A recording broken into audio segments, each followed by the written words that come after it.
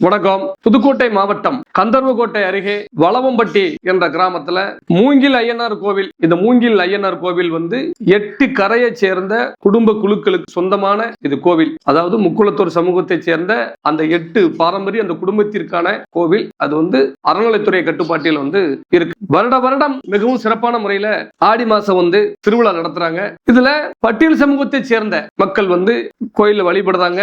அவங்களுக்கு எந்த தடையும் இல்லை. ஆனா இவங்க என்ன பண்றாங்கன்னா, நாங்களும் மண்டகப்படி நடத்துவோம், எங்களுக்கு மண்டகப்படி வேணும் அப்படின்னு சொல்லி போராடுறாங்க. கோர்ட்டுக்கு போறாங்க. நீதிமன்றம் அவர்களுக்கு 8 குடும்பத்தாரும் மண்டகப்படி ஒவ்வொரு நாளும் முடித்ததுக்கு அப்புறம் 8 நாட்களுக்கு அப்புறம் நீங்க காலையில அந்த பட்டியலின மக்களுக்கு காலையில 8:30 to 1 மணி வரை நீங்க நடத்திக்கோங்க அப்படின்னு சொல்லி மண்டகப்படி நடத்துவதற்கு அனுமதி கொடுத்திருக்காங்க. ஆனால் இவர்கள் மண்டகப்படி நடத்துவதற்கோ அந்த சாமியை வழிபடுவதற்கோ இவர்கள் முயற்சி எடுக்கல. எப்படியாவது இந்த கோவில்ல இப்படி நல்லபடியா நடந்துகிட்டு இருக்கிற இந்த இடங்கள்ல மோதலை ஏற்படுத்த வேண்டிய ஒரு நோக்கத்துலதான் செயல்பட்டு இருக்காங்க.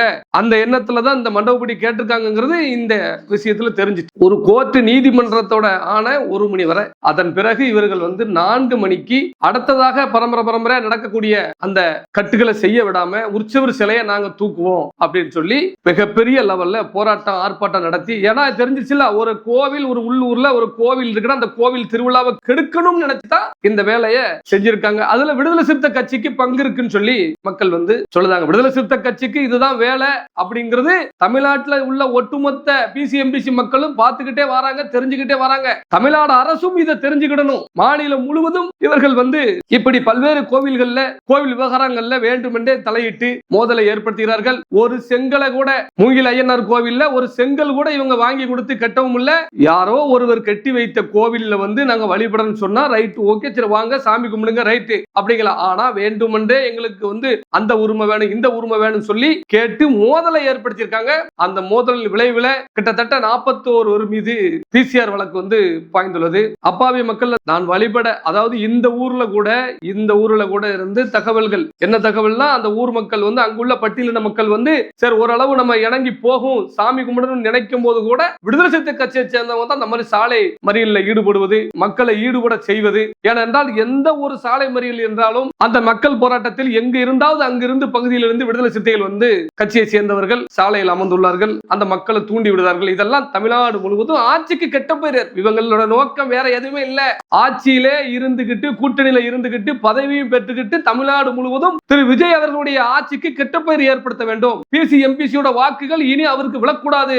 அந்த ஒரு நோக்கத்துலதான் விடுதலை சிறுத்தைகள் செயல்படுது அப்படிங்கிறது உளவுத்துறை கண்காணிக்கணும். இதுக்குத்தான் அவங்க திட்டம் போட்டு இப்படி தமிழ்நாடு அந்த கந்தர்வக்கோட்டை மட்டும் இல்ல, புதுக்கோட்டை மாவட்டம் இல்ல, தமிழ்நாடு முழுவதும் இவங்க இந்த பிரச்சனையை கொண்டு போறாங்க. பல்வேறு கோயில்கள்ல இன்னைக்கு இவங்களால நிம்மதியா சாமி கும்பிட முடியாத சூழல் ஏற்பட்டிருக்கு. இதெல்லாம் மிகப்பெரிய லெவல்ல அரசாங்கம் கண்டறியணும். இந்த வளவம்பட்டி விடயத்துல பெண் காவல் ஆய்வாளர், அங்கு உள்ள பெண் காவல் ஆய்வாளர் முறையாக, அதாவது காவலர்கள் நினைத்திருந்தால் தடுத்திருக்கலாம். ஆனா அந்த பெண்மணி மிகப்பெரிய லெவல்ல நான் இதை சாமி சிலையை தூக்க வைப்பேன், நீதிமன்ற உத்தரவை மீறி அவர்களை சாமி சிலையை தூக்க வைப்பேன்னு சொல்லி நான் நிக்கிறேன், நீங்க வாங்க அப்படின்னு சொன்னதா மக்கள் சொல்றாங்க. அப்போ அந்த ஆய்வாளர் மீது நடவடிக்கை கண்டிப்பான முறையில அரசாங்கம் உடனடியா எடுக்கணும். இது போன்ற ஆய்வாளர்கள் பேசாம நீங்க தான் பிறந்த சமூகத்தோட கட்சியில சேர்ந்துட வேண்டியதானே, ஒருதலை பட்சமா செயல்படணும் அப்படின்னு சொல்லி முடிவு பண்ணிட்டீங்கன்னு வைங்களேன். குறிப்பிட்டு நீங்க பிறந்த சமுதாயத்துக்காண்டி நீங்க உதவி பண்ணணும் முடிவு பண்ணிட்டீங்கன்னா உங்க சமூகத்தை சேர்ந்த கட்சியில போய் சேர்ந்துருங்க. சேர்ந்து நீங்க இந்த மாதிரி பண்ணுங்க.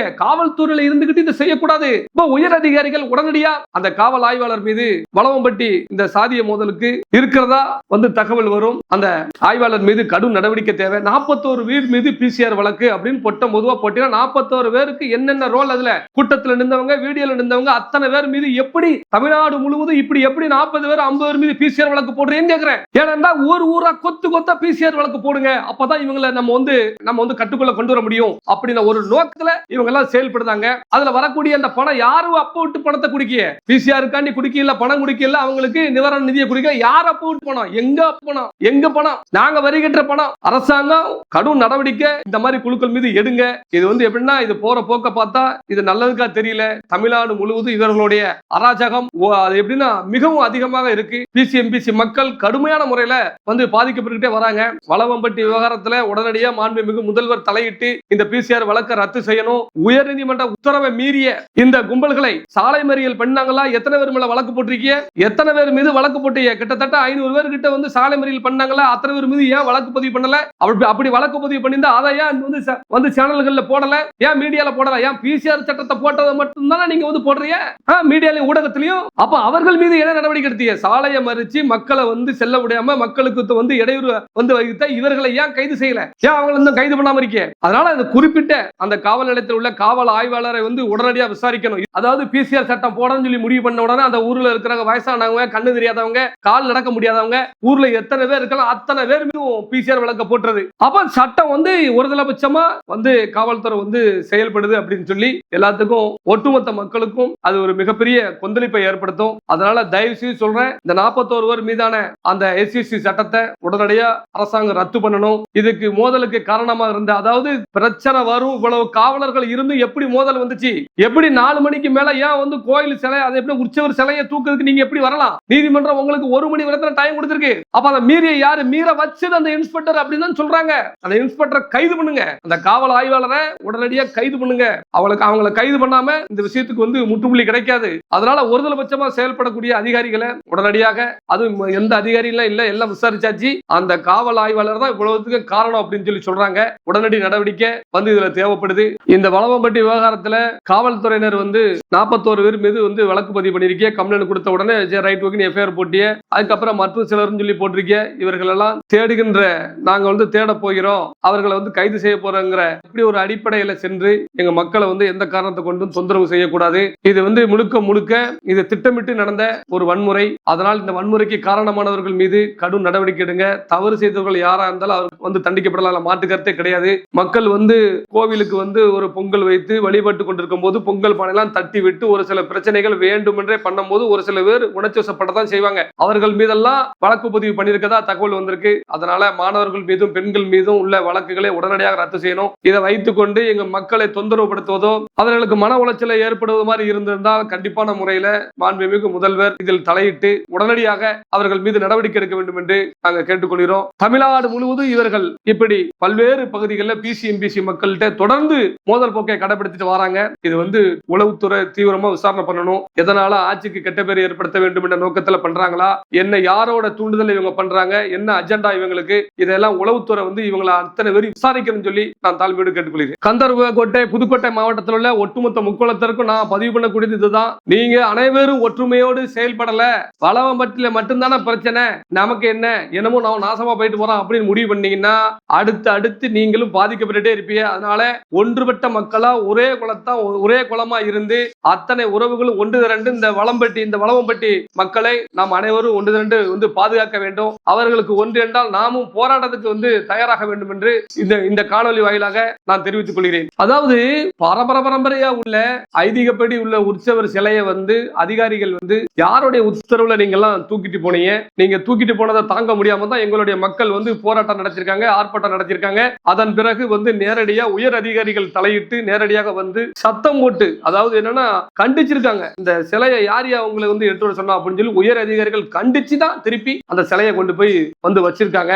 இந்த அளவுக்கு அவர்களுக்கு வந்து நீதிமன்ற உத்தரவை மீறிய குற்றவாளிகளுக்கு வந்து இந்த அளவுக்கு வக்காலத்து வாங்க சொன்னது யார் அப்படிங்கிறது தெரியணும். இல்ல ஒண்ணு என்னன்னா, தமிழ்நாடு முழுவதும் நடக்கக்கூடிய அத்தனை பிரச்சனைகளிலும் தற்போது உள்ள பிரச்சனைகள்ல சமூக நலத்துறை அமைச்சர் சொல்லி விஜய் அவர்கள் வந்து நியமித்துள்ள இந்த வன்னியரசு வந்து அனைத்து நிகழ்வுகளையும் தலையிடுதாருங்கிற வந்து தகவல்களும் செய்திகளும் உள்ளது. அனைத்து அதிகாரிகளும் வந்து தொடர்பு கொண்டு மாநிலம் முழுவதும் இந்த மாதிரி பிரச்சனைகளுக்கு வந்து மக்களிடையே இந்த மாதிரி பிசிஆர் வழக்குகளை அதிகமான பதிவு பண்ணுங்க அப்படின்னு சொல்லி அதிகாரிகளுக்கு உத்தரவு போடுவதாகவும் தகவல் வந்திருக்கு. அதெல்லாம் வந்து அரசாங்கம் விசாரிக்கணும். விசாரிச்சு அது உண்மை என்றால் அவர் மீது நடவடிக்கை எடுக்கணும் சொல்லி நான் கேட்டுக்கொள்கிறேன். அதாவது காவல்துறை மீது நம்பிக்கை இல்லை அப்படின்னு சொல்லி தான் நீதிமன்றம் போறாங்க. அப்ப நீதிமன்றம் தெளிவான தீர்ப்பை கொடுக்கு. அந்த தெளிவான தீர்ப்பை கொடுத்ததுக்கு அப்புறம் நீதிமன்ற தீர்ப்பை மீறி நாங்க வந்து பிரச்சனை பண்ணணும். ஏன்னா இவர்களுடைய நோக்கம் என்னன்னா, ரோட்ல மறிச்சிட்டு எங்களை கோயிலில் விட மாட்டாங்க, எங்களை வந்து சாமி கும்பிட விட மாட்டாங்க. அறநிலையத்துறை கட்டுப்பாட்டில் இருக்க கோயில்ல, அதுவும் தமிழ்நாட்டில் இப்ப எந்த கோவில்னாலும் சரி அனைத்து சமூக மக்களும் வழிபடலாம். யாருமே அதை எதுக்க போறது இல்ல. நாங்களும் அந்த கோயிலுக்கு ஓனர் அப்படின்னு சொன்னா மட்டும்தான் பிரச்சனை. புரியுதா உங்களுக்கு? இவங்க அந்த வேலை தான் கொண்டு வராங்க. ஒரு செங்கல் கூட எடுத்து வைக்கிறது கிடையாது, ஒரு கோவில் கட்ட போறது கிடையாது. யாரோ ஒருவர் கட்டி வச்ச கோயில்ல வந்துட்டு நான் அதை பண்ணுவேன் இதை பண்ணுவேன் அப்படின்னு சொன்னா யாரு ஏத்துடுவா? சரி, அப்படி இருந்தும் நீதிமன்றம் சொல்லிட்டு அப்படின்னு சொல்லி விட்டு கொடுக்காங்க. அந்த மக்கள் பெருந்தன்மையா விட்டு கொடுக்காங்க. அப்ப அதுலயும் கலவரம் பண்ணணுங்கிற நோக்கத்துல வந்து சாலை மறியல் பண்ணி இவ்வளவு பெரிய பிரச்சனையை பண்ண அத்தனை நபர்களையும் கைது செய்யணும்னு சொல்லி தாழ்மையோடு கேட்டுக்கொள்கிறேன். கொள்கிறேன். உடனடியாக 41 பேர் மீதான அந்த SCST அந்த வழக்கினை உடனடியாக ரத்து செய்யணும். கண்டிப்பான முறையில் 41 பேர் மீதான SCST வழக்கை வந்து ரத்து பண்ணல அப்படின்னு சொன்னா ஒட்டுமொத்த முக்குளத்தோரையும் ஒன்று திரட்டி புதுக்கோட்டை மாவட்டத்தில் மாபெரும் ஒரு போராட்டத்தை பசுமன் மக்கள் தேசம் முன்னெடுக்கும். எங்க சமூகத்தில் உள்ள அத்தனை உறவுகளையும் ஒன்று திரட்டுவோம். இதுல மிகப்பெரிய லெவல்ல போராட்டம் நடத்தி இதற்கான முடிவினை எட்ட நாங்களும் தயாராக இருக்கோம் அப்படிங்கறத இதுல வந்து நான் பதிவு பண்ணிக்கிறேன். ஒட்டுமொத்த முக்குளத்தோர் மக்களும் போராடுவதற்கு தயாராக இருங்கள்.